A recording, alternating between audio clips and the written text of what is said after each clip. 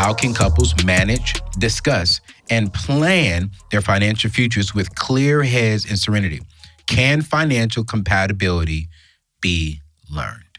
That is so good. You know, we have our Money and Marriage event with Rachel Cruz and Dr. Les Parrott, and it attacks these issues. Yeah. Okay, they do. Yeah. How do you make these two things work together? Yep. And oftentimes they don't. I mean, we know that, divorce is a huge issue in America, and that largely stems from financial issues. Yep. And I think money especially taps into some of our deepest values and our childhood upbringing. Yeah. So you think about those things, and that's 1,000 triggers right there. Yeah. And you didn't even know, because you don't know my personal context and history and my mood and how I was raised and my value system.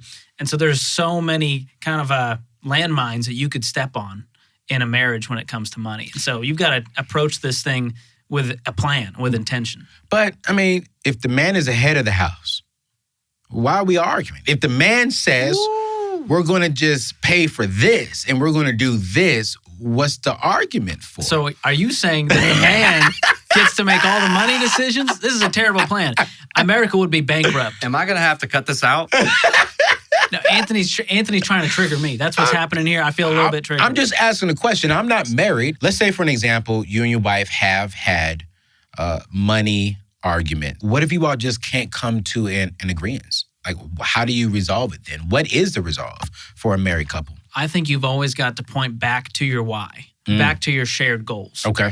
And so if you don't have those, then it's just my opinion against yours and why mine is more important. That is good. And that's dangerous. That's a dangerous place to be, which is why the first thing you've got to do is sit together and come up with a plan. Yeah. Not for you or for her or for whoever, but for both of you. What are our shared financial goals that we want to accomplish? Yeah. And that's been the big game changer for us.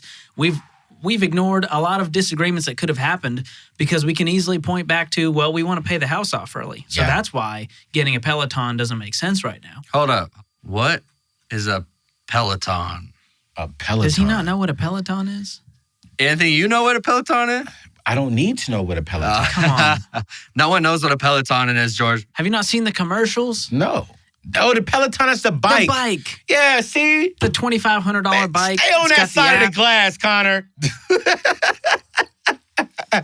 I mean, but you know what, though? One of our other Ramsey personalities, Ken Coleman, who is our career expert, he has a Peloton. Huge Peloton fan. And he loves loving it. That's all he talks about. Yeah. I mean, he need to hit the gym with me one day to put some muscles on him. But other than that, He's got great calves. That's all. Ken, I hope you're watching this. We love you, buddy. Oh, we love you, Ken. So, about, when it comes to your money goals, once you can point the finger at the goals and say, here's why we can't do that. It's not because I don't want you to have nice things. That's good. It's because we agreed that paying the house off early or getting out of debt, whatever that goal is more important than us having stuff right now. So how do you all get on the same page for the goals?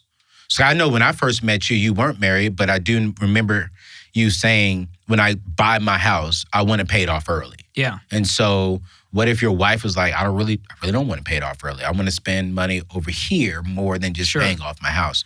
I think there's a compromise there, right? If she wants to travel a lot, that might mean it may take us a year longer to pay off the house. Okay. And I need to be okay with that. If she's really passionate about traveling, I'm not going to say, no, you don't get to go anywhere because we got to pay this house off 6 months early. Yeah. Well, why? Just because you want to? Because you like the number? Yeah. So I think you really got to get after the heart behind it. Yeah.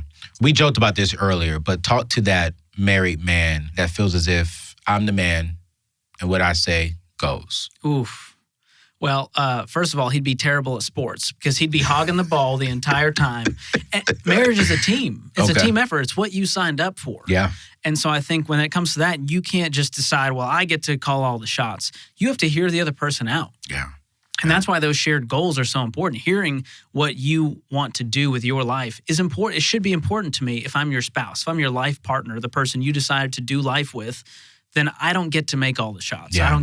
Now, you may get final say, and there has to be a trust and respect there. Yeah. But if that trust and respect isn't born out of you having a head on your shoulders, making wise financial decisions.